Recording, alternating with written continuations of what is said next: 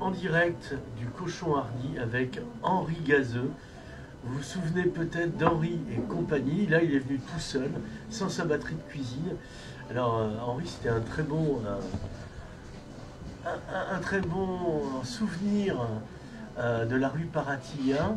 Et je me souviens notamment d'un épisode avec mon ami Philippe Meunier. À minuit, on avait mangé des tripes chez toi.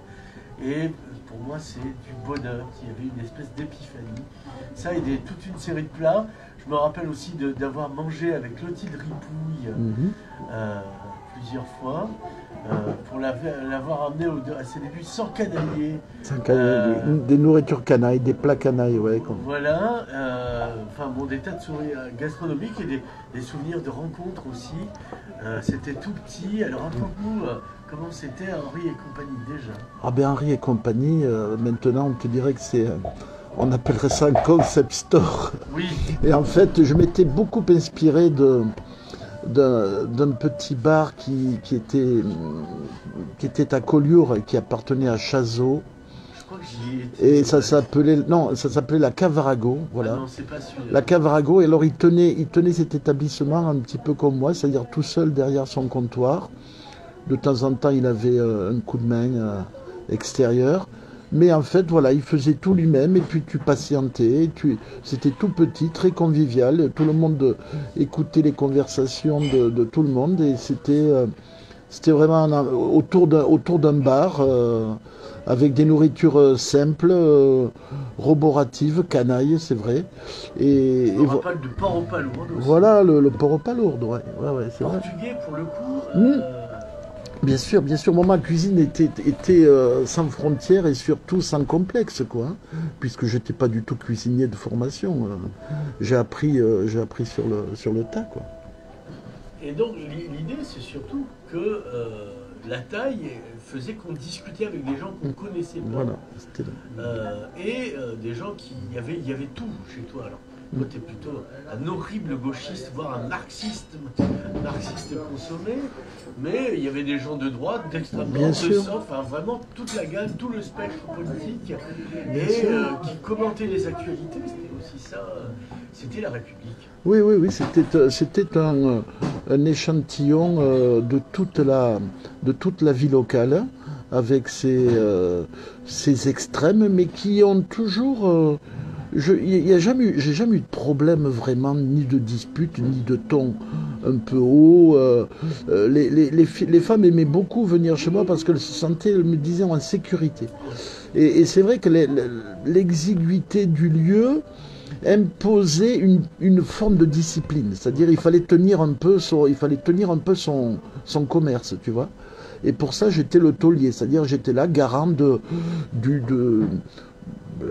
droit d'expression. Ben voilà, c'est vrai qu'on pouvait avoir des avis très très très divers, politiques, mais aussi sur des sujets qui maintenant sont devenus très à la mode, les féminicides, la tolérance envers les orientations sexuelles, etc. Donc c'est un lieu où tout le monde pouvait parler. Et j'étais garant un petit peu de cette liberté. Et ce type de lieu, avec ces échanges entre gens qui ne se connaissent pas ou qui ont des opinions totalement divergentes, qui faisaient résonner la phrase de Saint-Exupéry dans Lettre à un otage, frère, si tu t'y faire de moi, loin de me léser, tu m'enrichis, c'était une fabrique de démocratie. Exactement. Très, très modestement. Ouais. Oui, mais il en faut. Parce que maintenant, plus on parle de vivre, enfin on n'en parle plus, Dieu merci, mais on est en face à face, comme disait le regretté maire de Lyon, ex-ministre de la police de Monsieur Macron. Alors, tu as aussi un tropisme catalan, voire laniste, alors que finalement, t'es un métis de ça. Oui, moi je suis moitié gabache, moitié catalan. Alors gabache, moi je trouve le terme très affectueux, parce qu'en fait, il n'y a que les cons qui sont capable d'assimiler le gabache à l'étranger, à l'intrus, etc. C'est le voisin. En fait, c'est l'homme qui vient un peu du nord et qui est un peu différent. Parce qu'à ce moment-là, moi je suis un hyper Oui, voilà, oui. Après, après, il y a les Esquimaux, si tu veux, où là on arrive, on touche un peu l'extrême. Mais par exemple, à Barcelone, les Roussillonnais, les Catalans sont leur gabache. Oui, mais ils le formulent avec Non, ce ils disent gabache. Ah ouais, Ah tiens, oui, c'est bon. ils disent gabache. Alors, c'est toujours affectueux. Ouais. Hein, c'est toujours affectueux dans ces cas-là. Et on est traité de gabache comme on m'avait expliqué un petit peu l'explication en catalan, le ratall afegit. Ici, quand on parle du ratall afegit, c'est la pièce rapportée. La pièce rapportée. Le ratall afegit, c'est quelque chose de très Parce que c'est la première fois que je ratall afegit. Le ratall, c'est un petit morceau, Ouais. un petit truc. Afegit, c'est rallié, allié à la famille qui l'accueille. D'accord. Et moi, je trouvais ratall afegit, quand on me disait c'est la pièce rapportée, je trouvais ça très, très méchant, très péjoratif, pas du tout bienveillant pour une personne qui rentre au sein d'une famille. Ouais. Et je préférais dire la valeur ajoutée.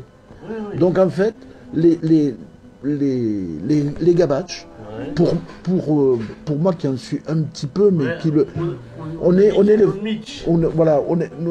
Nosaltres som els gavatxos de Perpinyà, som els ratall afegit de la Catalunya, et pour cela on a cette valeur ajoutée que l'on apporte, et ça c'est très...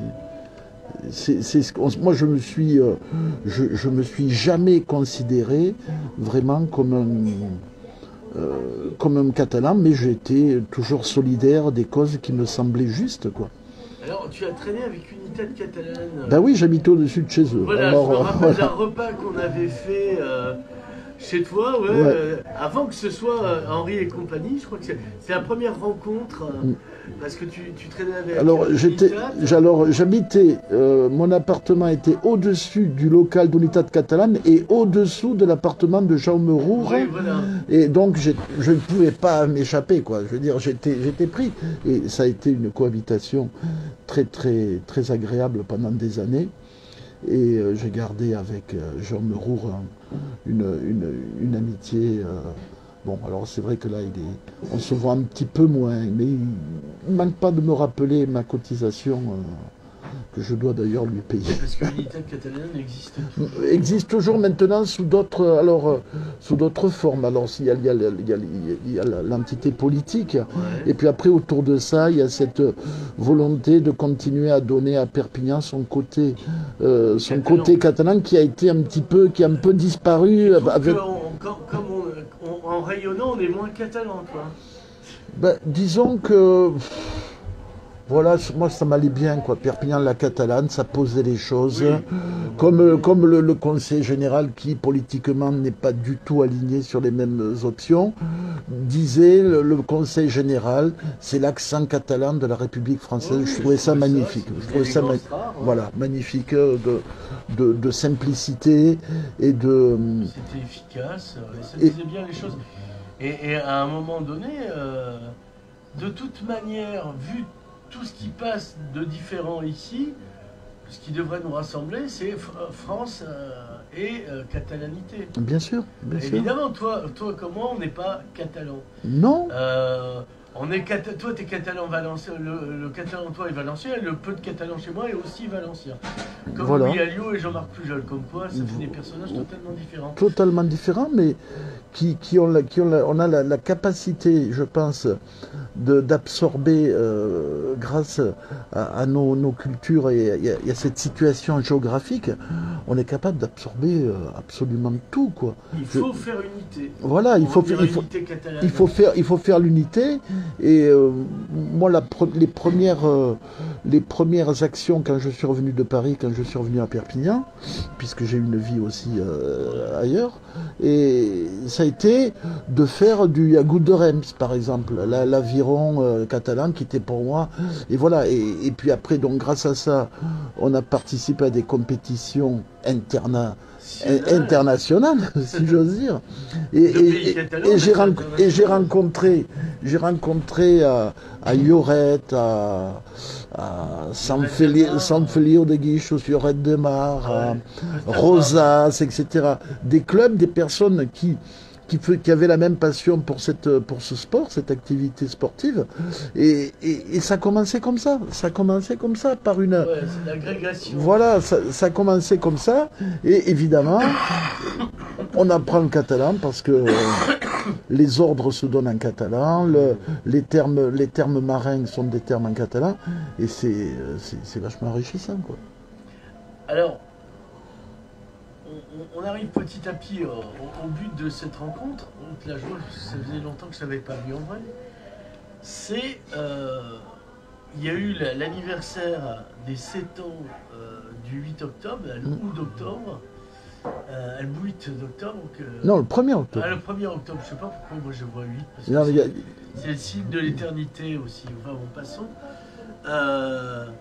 Et tu t'es impliqué, alors moi j'ai été impliqué, j'y suis allé pour reporter, comme dit avec mon ami Jean l'Héritier, et toi tu étais déjà... alors comment... raconte comment tu as vu petit à petit... moi je me rappelle que j'ai couvert toujours avec Jean l'Héritier, les grandes marches où tu avais 1 million de personnes, c'était vraiment impressionnant dans Barcelone, etc. Et...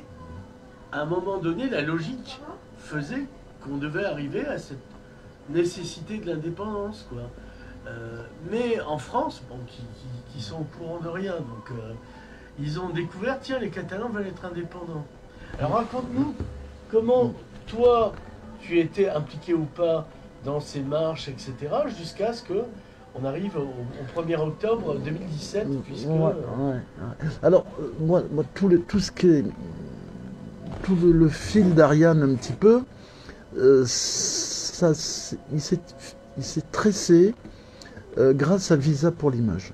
D'accord. Alors Visa pour l'image, dans rencontre internationale de photoreporters, et j'hébergeais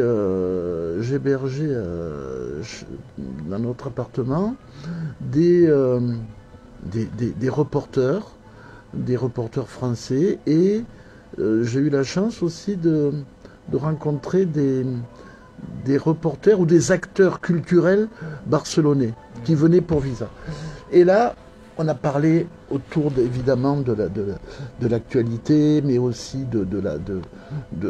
du fait catalan. On a parlé de tout ce qui se passait en Catalogne, dont je me sentais pas éloigné, mais moi je suis un enfant de la République, et c'est vrai que j'avais du mal à admettre que diviser un pays, c'est une bonne chose. On peut, je ne parle pas de la différence culturelle, de l'autonomie au niveau fiscal, etc. Bon, moi j'ai toujours comparé, si vous voulez, les statuts par exemple du Pays Basque, le statut de la Catalogne qui est quand même très très différent, en disant bon, pourquoi les Catalans n'auraient pas les mêmes droits que les Basques, gagnés peut-être par de la lutte armée, oui, parce voilà. que c'est ça aussi qu'il y a eu au Pays Basque. Mais après, j'avais toujours un petit peu en arrière-plan la Ligue du Nord italienne, qui était un peu un groupe en disant oui, ben nous on travaille. Voilà, nous on travaille. En fait, ça c'est insupportable. Ouais. Et c'est un sentiment qui est partagé énormément en Espagne. En Espagne, quand tu vas à Madrid, il vaut mieux parler français que catalan. Oui. Habla cristiano, te disent ça. Voilà. Parle chrétien. Voilà. Sous-entendu que les Catalans... Oui, voilà, ici on est chrétien ou on n'est rien. Hein. C'était. Mais alors tout ça, si tu veux, après j'ai rencontré des personnes qui m'ont expliqué. Alors le côté culturel, on a toujours parlé de culture, etc. Après le fait politique en lui-même, je reste, comment dire, je suis, moi je suis un enfant de la République française, donc j'ai appris le catalan au lycée. J'ai passé mon bac en 76, et en 76 il y avait une épreuve de catalan. Donc ça suffisait un petit peu à mes interrogations et à...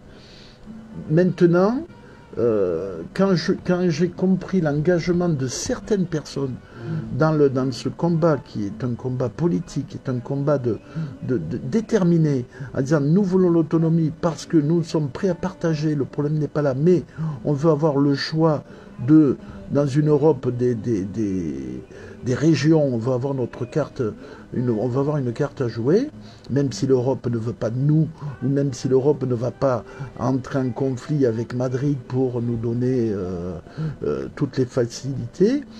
On veut se battre, on ira jusqu'au bout. Et en entendant ça, si tu veux, je leur ai dit, je vous donnerai un coup de main. Je comprends mieux. Je vous donnerai un coup de main et c'est comme ça que Eux veulent une république alors qu'ils sont dans un royaume aussi. Voilà.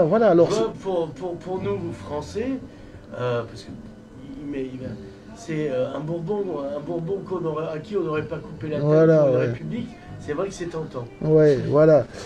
Ouais, voilà, oui, bien sûr, oui, mais tout à fait. Et c'est comme ça, tu vois, c'est grâce à... Donc Visa, l'intérêt de Visa, tu vois, en dehors de l'intérêt culturel énorme, c'est aussi, on disait Visa, est-ce que Perpignan... Voilà, la place pour Visa, c'est Perpignan. Parce que on est à la croisée des chemins, on est entre deux pays, on est au cœur d'une région européenne, oui. Hein, et c'est grâce à ces personnes qui sont venues à Perpignan pour Visa que j'ai pu progresser dans mon idée catalane, quoi. Oui, parce qu'on rencontrait vraiment le monde entier pendant une semaine, et bien essentiellement. Sûr. Après, bon, c'est pas pareil. Alors, il y a plusieurs visas, parce que le visa de maintenant n'est plus le visa... Non, moi je parle du visa il y a 10 ans. Voilà. Oui, quand j'y allais encore. Ouais. Alors, donc tu participes aux grandes marches de millions de personnes. J'ai pas participé à ces grands rassemblements interfrontaliers qui partaient de Barcelone. Je me souviens de ces longues marches où des jonctions se faisaient entre des militants. Non, ça, j'ai pas participé. J'ai participé à des manifestations sur Barcelone, des marches, en fait, des manifestations, quoi, urbaines, qui étaient très importantes en termes de personnes. Mais si tu veux, l'engagement pour moi, ça s'est concrétisé vraiment quand il y a eu le référendum, où là, il fallait donner une réponse claire, précise, et les personnes qui participaient au référendum sous différentes formes étaient claires aussi avec eux. C'est-à-dire, on disait, bon, on est là, il faut que ce soit le oui qui gagne. Et je suis parti avec, à la demande, bon, c'était pas... j'étais tellement heureux de faire ça ils n'ont pas eu besoin d'insister. Les copains Cesc, Francesc...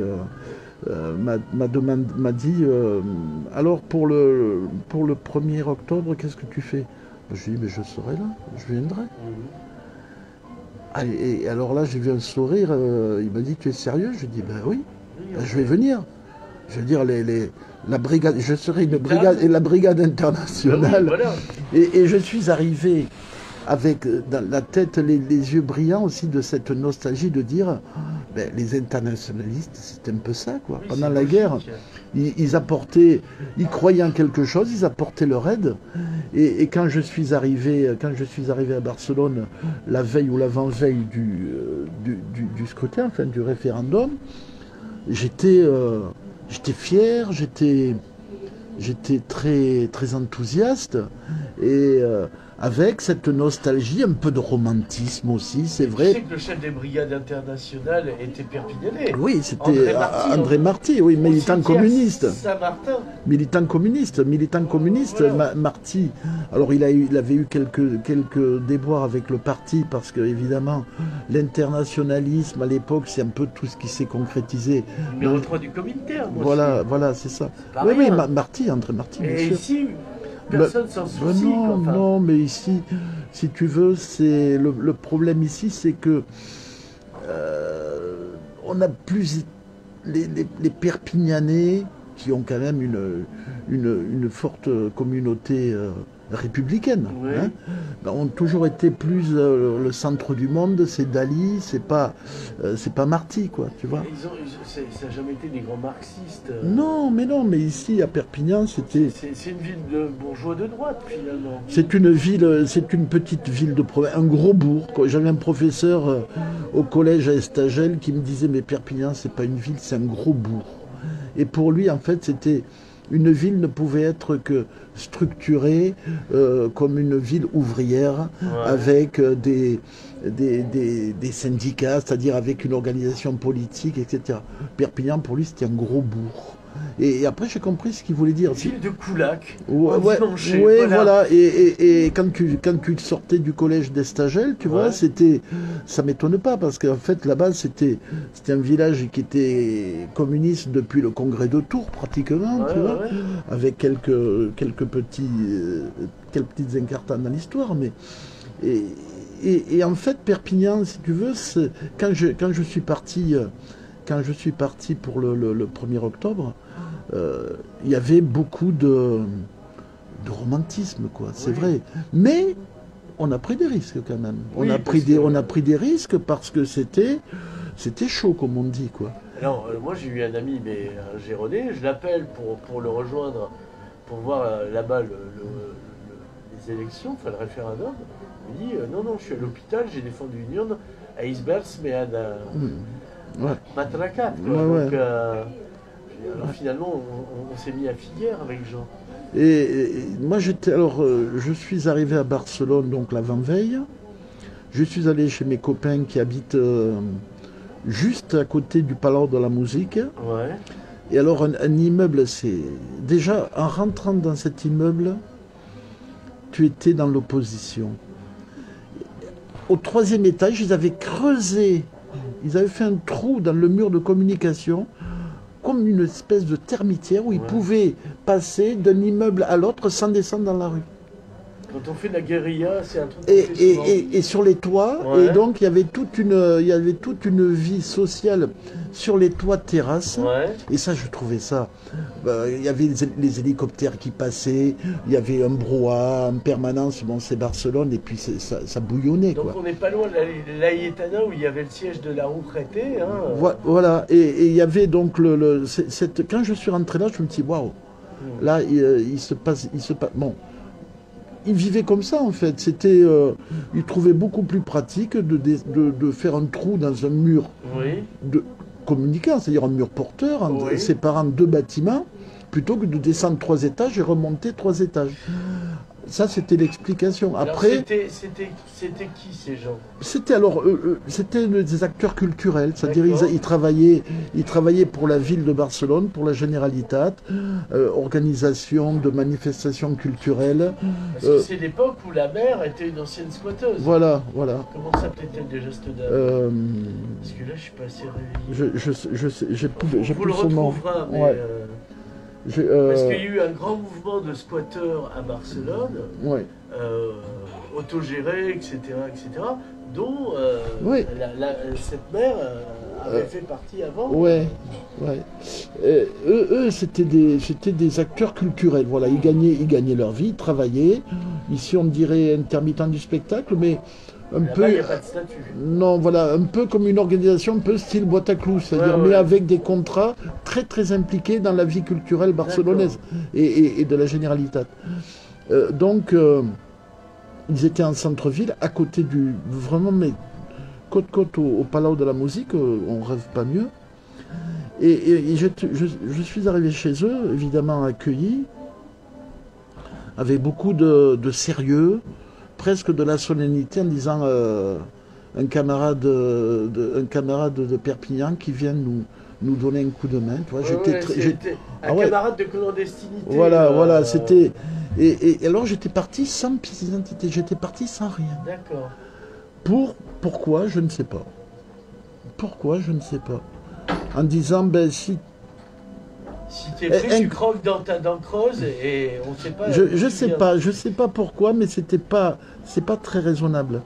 parce que j'aurais été pris dans un truc, bon ben, alors j'avais peut-être envie, peut-être que... Le fait d'être français, t'aurais... Moi j'ai eu des problèmes avec les Verts, Eisverts, et à chaque fois, République française, me faites pas chier, je suis intouchable. Bon, c'était de la folie, parce que c'était pas vrai. Ouais, non mais j'avais peut-être envie d'aller au bout de l'aventure, tu vois, en disant, si je veux connaître...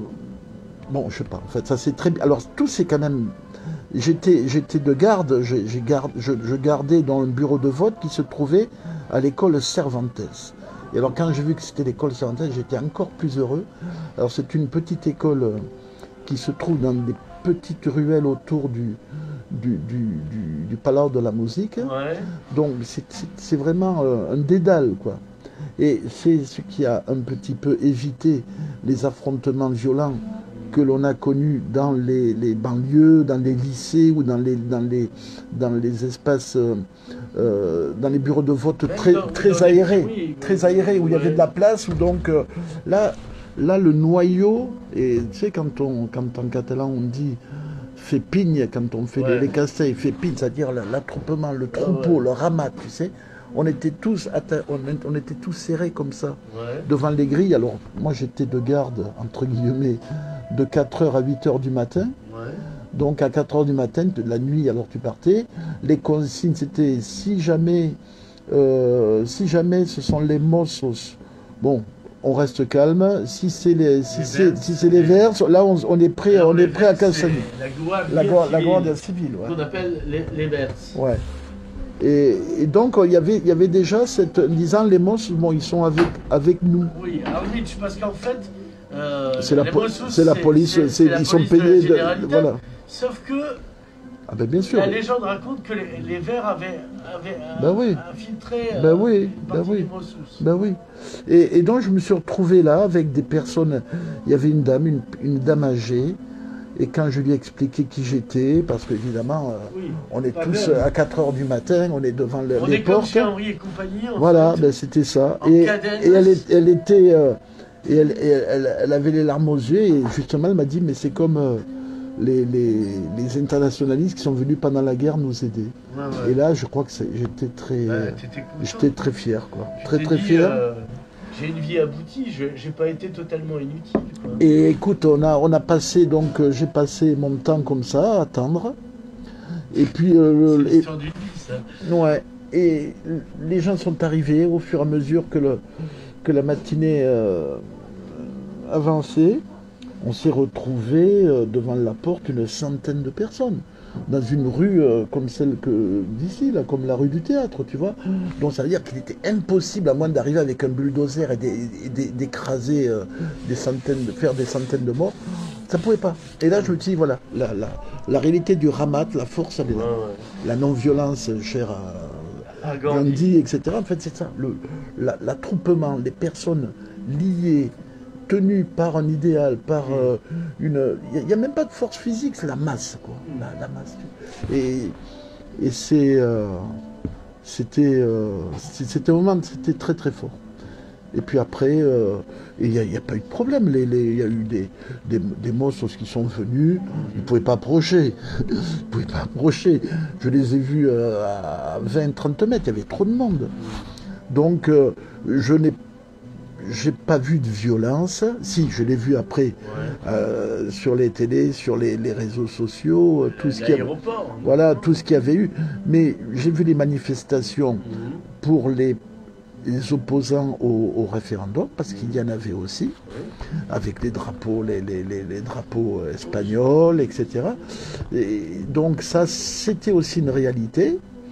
Ils manifestaient dans la journée contre le référendum, mais pour ma part, je n'ai pas assisté à un seul moment de violence, tu vois. Et la réalité, en fait, c'est ça.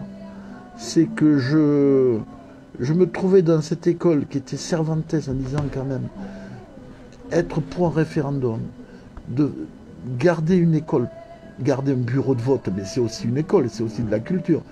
qui porte le nom de Même espagnol. de Cervantes. Qu'il est, Ah ouais, ça m'allait très bien, quoi. parce que c'est. Parce que moi, j'ai Don jamais. Quijote. Voilà, Don Quijote. Et moi, j'ai jamais été. Tu vois, moi, j'ai toujours considéré l'espagnol comme une belle langue. Oui. J'ai beaucoup plus. Je parle beaucoup mieux espagnol que catalan. Mhm. Et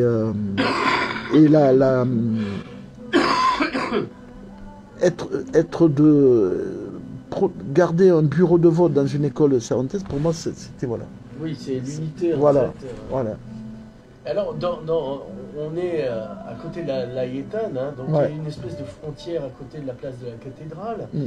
Et il y a un commissariat qui est de sinistre mémoire, en fait, dans cette Laietana qui, du temps du franquisme, expliquait à coups de matraque Ah oui. à parler correctement.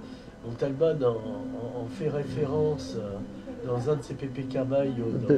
Ouais. Et alors je cite Pepe Carvalho, puisque Henri et compagnie, et donc il y a un rapport montalbanesque. Autour des recettes. Voilà, et c'est dans La solitude du manager, La solitude du manager. où on y est reconvoqué, on lui remet une branlée, en lui rappelant que déjà avant on lui mettait des branlées du temps du franquisme. Ouais. Ouais. Quand je me suis baladé la première fois à Barcelone, j'ai été voir ce commissariat, pas de près, mais... Ah oui, il y a des lieux comme ça emblématiques. Hein, Et pas loin, le siège de la Urgete et de la CGT aussi. Ouais. Et oui, tous ces lieux n'ont pas été...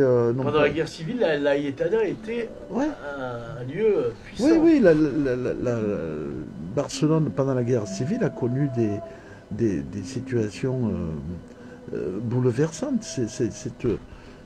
Combien de fois un vieux communiste de Raziguer me disait heureusement qu'on a perdu la guerre, sinon on se serait entretués. Alors je lui disais mais comment il parlait de la gauche, Ouais. et il parlait de tous ces affrontements qui avaient eu lieu au sein de la gauche pendant les années de guerre civile. Ah ben, particulièrement après mai 37 voilà. à Barcelone, Ouais. à Esfète de match, comme on disait à l'époque. Où justement entre la CNT, la faille, les trotskistes du POUM, et puis surtout les staliniens, les que... staliniens du PCE, quoi, du parti communiste, du PSOK. Quoi. Ah, PSOK, PSOK. Et donc, ouais. On le voit très bien dans Land and Freedom de Ken Loach, c'est un des rares films d'ailleurs. Oh, et puis il y a des photos de Capa aussi qui sont bouleversantes, tu vois, parce que tu te dis, c'est pas des choses qu'il faut effacer, ça a été une réalité. Parce qu'ici on parle de la retirade qui est vraiment la queue de la comète, etc. Et ce que je reproche à cette mise en scène de la retirade, à cette pleurnicherie, c'est qu'on parle peu de la guerre civile qui a abouti sur la retirade. La retirade, c'est comme tu dis, la queue de la comète, c'est la fin du rêve, c'est le début de la dictature. Voilà. C'est le début de la dictature. Donc la retirade, si tu veux, on ne peut pas ne pas en parler avec émotion quand 450 000 personnes arrivent dans un département qui en comptait 250 000 ou je ne sais trop. Tout ça. Il y a 1 million de personnes qui déboulent finalement. Je sais pas, mais en tout cas au début de l'année 39, début de l'année 39, je crois que sur une quinzaine, sur le mois de février-mars, il y a 400 000 personnes qui sont arrivées. C'est énorme. Le département, là, compte 420 000 personnes. Voilà, donc, et évidemment dans des conditions d'accueil que l'on connaît, et avec un climat, un hiver particulièrement rude. Non, c'est un échec total, quoi. C'est un échec, c'est la queue de la comète, voilà. C'est la queue de la comète, alors on ne peut pas... c'est tout ce qui nous reste, là. Tout ce qui nous reste, c'est les souvenirs des camps, et puis peut-être ça devrait nous servir de leçon quant à nos capacités d'accueil des autres, etc. Parce que quand on a pu absorber... Moi, je sais pas, là, je vais livrer un petit sentiment qui n'a pas lieu d'être dans cette discussion, mais quand on a été capable d'absorber Oui, mais comment? Autant que possible 400 et quelques mille personnes. Même Maintenant- les Espagnols sont des gens chrétiens. Ouais, donc, voilà. Et encore, ouais, il y avait... Non, mais il y a aussi une question culturelle. Et maintenant, quand on tourne autour du pot pour des dinghies crevées avec 80 migrants, enfin, je trouve que Oui, c'est mais une... à force, ils sont beaucoup plus. Oui, mais si tu veux, quand même, Non, il y a, je vois bien, au niveau mais- du symbole, si tu veux, un pays, et je parle d'un pays, la notion de pays, c'est-à-dire la région, la France aussi, qui a pu, à un moment donné, accueillir tous ces gens, parce qu'attends, là, on n'est pas... il n'y a pas que il n'y a pas que cette immigration, je dirais, climatique. Ouais. Hein, si on ne sait pas qu'est-ce qui se passe, si le conflit en Ukraine débouche sur quoi il va y avoir des réfugiés ukrainiens qui vont arriver. Et ça va être des centaines de milliers, voire peut-être des millions. Est-ce qu'on est prêt? Qu'est-ce qu'on va faire? On déjà, vu l'état du pays, on n'est pas prêt à grand-chose. Voilà. Donc, que- et en fait, moi, c'est ce qui me... Voilà, moi, tout ça, toute cette période me ramène... Je fais toujours des transpositions et quand je parle avec mes enfants... Pas raison n'est pas raison. Non, bien sûr, bien sûr. Bien sûr, mais je me dis, est-ce que... On me dit toujours, qu'est-ce que tu aurais fait à l'époque? Tu aurais été collabo, tu aurais été résistant, est-ce que tu aurais été capable de tenir devant un interrogatoire musclé, etc. Je ne sais pas. Mais en tout cas, ce que je sais, c'est que... Tu tiens, on est... t'es un interrogatoire musclé, ouais. Mais ce que je sais, c'est que... Il y a quelque chose qui... Il y a quelque chose en ce moment qui est... Je trouve qui est... Non, mais ton archétype comme le mien s'interroge d'avance. Parce que moi, j'ai pas fait un mémoire sur la guerre civile et la propagande par hasard. C'est que ça faisait référence à ce qu'avaient fait mes grands-parents pendant la Seconde Guerre mondiale. Et est-ce qu'on serait digne d'eux?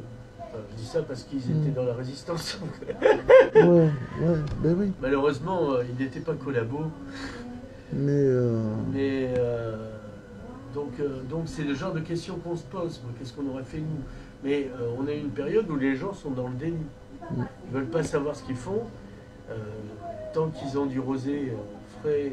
Oui, c'est ça, oui, le déni, voilà, c'est ça. Le déni, c'est poli. Oui, c'est poli, c'est gentil, c'est le déni, voilà. Vous êtes dans le déni, monsieur. Mais comme si, comme il y a une frontière, d'un côté comme de l'autre, on est protégé, quoi. On n'est plus protégé de rien, justement. Non. Non, c'est pour ça que... mais la Catalogne, tu vois, par rapport à l'Espagne, a une position par rapport à l'accueil des réfugiés. On va être très... on ne va pas rentrer dans les détails, réfugiés climatiques, réfugiés politiques, etc. La Catalogne a une position très différente de l'Espagne et beaucoup plus généreuse que la position européenne, tu vois, où pourtant l'Europe n'est pas là. Mais ils ont une richesse qui leur permet une capacité d'absorption. Oui, mais d'un autre côté, on les accuse d'être égoïstes et de vouloir l'indépendance pour tout garder pour eux. C'est pas vrai, le catalan n'est pas plus... Non, ils veulent gérer le pourquoi du comment. Il y a un capitalisme très dynamique, en Catalogne. Ça, c'est voilà. Mais il y a aussi une générosité du cœur et qui s'exprime dans plein de manifestations culturelles. Et quand on est capable d'organiser des manifestations culturelles où l'individu est au cœur, quoi. Tu vois, je prends toujours l'exemple des Castells, hein, les pyramides humaines, les trucs. Entre toutes ou farem toutes, c'est-à-dire que bon, effectivement, entre tous, on pourra faire quelque chose qui tienne et qui monte. Ben, c'est ça, c'est le ramat. Et moi, je l'ai vu dans la violence, face à la violence, le ramat, ça marche. Donc, le rêve catalan, il est très louable. Il est singulier, il n'est pas individualiste. Non, il est singulier et pas du tout individualiste, pas du tout. Parce que justement, l'individualisme est justement pas très singulier. Non, l'individualisme, ça peut d'intérêt, si tu veux, parce que on rejoint la notion d'homme providentiel. Alors l'homme providentiel, actuellement en France, on a l'impression qu'on chercherait presque un homme providentiel, tu vois, en disant qui c'est qui va nous sortir de ce mauvais pas. Ouais, alors Mais on je a pense eu que... un homme providentiel qui s'appelait Macron, je vois pas Oh, où est la ouais, providence. ouais. La providence a des rapports brutaux à la Ouais, mais c'est... c'est pas un autre provident qui Non, mais si tu veux... sortira de la merde de Non, mais si tu veux une personne qui est l'homme providentiel, bon, ben moi je pense toujours au général de Gaulle Oui. par rapport aux situations de l'époque, sortir du colonialisme, construire la défense. Des avances. Et avant, non, je parle de sa présidence. Depuis en 58, je suis né pour le 58, hein, je suis né pour. Mais c'est un symbole autour duquel on se rassemble. Mais oui, pas tout seul. on serait, et presque certaines s'y réfugient, tu vois, en disant ça serait quand même mieux. Mais quand tu écoutes, bosser, en fait, mais en fait, peignant, mais voilà, mais après, mais quand on regarde le De Gaulle qui a été un des premiers chefs d'État à reconnaître la Chine populaire de Mao, Israël, bon, n'en parlons pas, mais la Chine populaire de Mao, c'était pas rien quand même, tu vois. À un moment donné, le gars, il a repéré que Chiang Kai-shek, il lui restait que Taïwan. Ouais, non, mais je veux dire, bon, autant, tu vas dire, il fallait vendre il y a le rapport à la Russie aussi. Voilà. Oui, c'est ça. Il avait une position d'équilibre par rapport au monde, quoi. Il n'avait pas choisi un camp ou l'autre. Non, mais juste, voilà, c'est aparté pour parler de Gaulle, parce que c'est l'homme, et actuellement, je pense que beaucoup de personnes cherchent un homme providentiel. Qui est capable, non, bien sûr, qui est capable de mettre un peu d'ordre dans tout ça, qui est capable de de taper sur la table et enfin voilà, il faut tout. De Gaulle, il avait des positions tranchées. J'explique, je parle toujours d'Alexandre de Macédoine et de l'épisode de Gordy, voir le nœud gordien. C'est qu'on lui présente à un moment donné un chat relié par des tas de nœuds, etc. Et on lui dit, celui qui réussira à dénouer ça, dans la prophétie raconte qu'il gouvernera un empire. Un petit peu. Et l'autre sort son glaive et tranche. Et en fait, ce qui se passe dans la politique en général, c'est que on veut garder des statu quo parce qu'en sous-jacent, il y a des marchés, et par absence de volonté de trancher, voilà. Eh ben, on est en train de se perdre. Voilà, et donc l'homme présidentiel voilà. est un homme qui doit pouvoir trancher et dire ça oui, ça non, point. Voilà.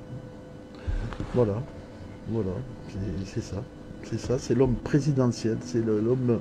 Alors, donc, c'est sûr que dans le cadre européen, l'homme présidentiel a perdu un petit peu de ses prérogatives, mais ça ne ferait pas de mal que sur certains sujets régaliens, les choses soient complètement affirmées. Après Maastricht et le traité constitutionnel qu'on nous a bourré le mou avec ce qui est devenu le traité de Lisbonne, revisité mais voté par les deux chambres, alors qu'on n'en voulait pas.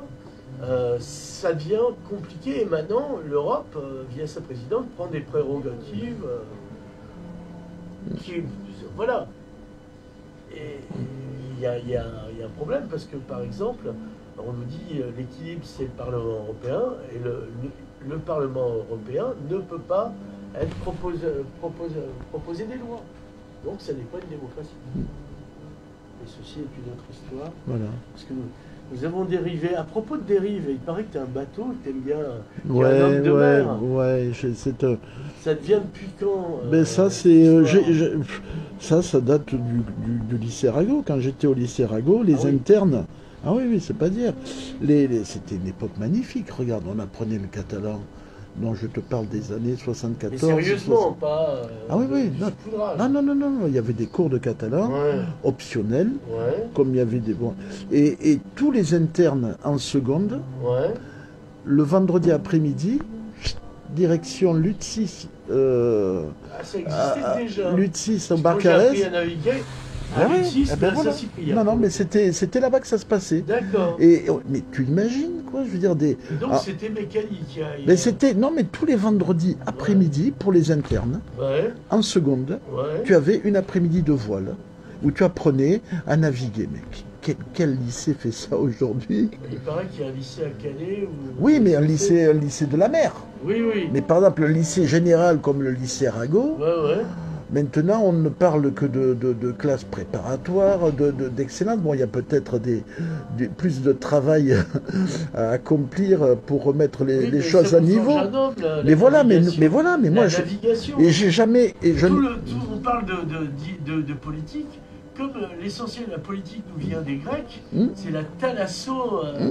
Et donc, le terme de gouverner, ça vient de gouvernail. Ben oui. Donc, si on veut faire de la politique, autant apprendre à naviguer, si j'ose dire. Ah ben les Grecs, si tu veux, c'est... Il n'y a pas de mort, il y a pas de vivants. Il y a les morts, il y a les vivants, il y a ceux qui sont en mer. Aristote, voilà, oui, donc c'est le chat de Schrödinger avant le chat de Schrödinger. Il y a les morts, les vivants et la mer, c'était quand même quelque chose qui était incontournable, quoi. Et donc ça veut dire que la mer, et puis bon, on est Méditerranée, mais bien sûr, s'il y a de la vie, il n'y a pas Newell, c'est les Phéniciens qui l'ont amené. Ouais. C'est pas, des Libanais pour ceux qui... Ouais, des Libanais, ouais. Et après, je n'ai jamais cessé. Quand j'étais en fac, on faisait du bateau sur le bassin d'Arcachon, et puis toute ma vie, j'ai fait... Et arrivé à la retraite... Mes filles m'ont dit, bah écoute papa, si tu achètes pas un bateau maintenant, tu arrêtes de nous casser les pieds, parce que toute ma vie, alors je partais avec, ça posait aussi des problèmes avec mon ex-femme, en disant, mais bref, c'est quelque chose de très individuel et très égoïste, hein, et parce que tu pars équipier, ben tu pars pas avec armes et bagages, tu pars avec ton petit bagage, mais tu es équipier, on te prend pour tes qualités, quoi. Et j'ai été équipier pendant des années sur des... J'ai navigué avec des copains, sur des trucs de location, aux Antilles, en Polynésie. Et puis un jour, quand j'ai pu, et quand le temps est arrivé, et quand les disponibilités, j'ai acheté mon bateau, quoi. Mais c'était un vieux rêve. Alors, c'est un beau rêve, il ressemble à un bateau de Corto Maltese. C'est un vieux gréement en bois, ouais. C'est un vieux gréement. Combien de mètres? Oh, c'est un 12 mètres. Il a l'air plus grand sur les photos. Oui, non, mais sur les photos, il a l'air plus grand, mais 12 mètres, c'est déjà bien. Hein. Ah oui. 12 mètres en bois, 13 tonnes, tout seul, j'ai du mal à il faut être deux, quoi. T'as un moteur? Ah oui, il y a un moteur, mais c'est un voilier. 80 chevaux diesel. Il faut ça minimum. Et voilà, et puis après il faut être, comment dire... Il faut être un petit peu formé à la navigation à l'ancienne, parce que là tout est manuel. Il y a 2 winches que tu utilises pour le génois, mais sinon après tout se fait à la main. Aucune commande décentralisée, donc quand tu es à la barre, il faut mettre le pilote automatique pour aller régler une voile et revenir. Donc à 2, c'est très bien. Mais j'y vis à bord. Je vis à bord beaucoup. Donc c'est l'avantage aussi de ces vieux bateaux qui sont très agréables à vivre, quoi. Tout en bois, avec de belles essences à l'intérieur. Alors que les bateaux en plastique sont très confortables aussi, mais manquent un peu d'âme. Tu as un peu l'impression d'être dans un tupperware, quoi, quand tu dors. Alors que là, cette nuit, j'avais un bon chauffage, j'étais bien, quoi. C'est des cocons, une espèce de cocon. Alors il s'appelle comment? Macorlan. Macorlan. Comme l'écrivain d'aventure Macorlan. Voilà, l'écrivain qui a écrit La Bandera, qui a écrit L'encre de miséricorde. C'était les écrivains de... On lisait dans son enfance comme Pierre Benoît. Voilà.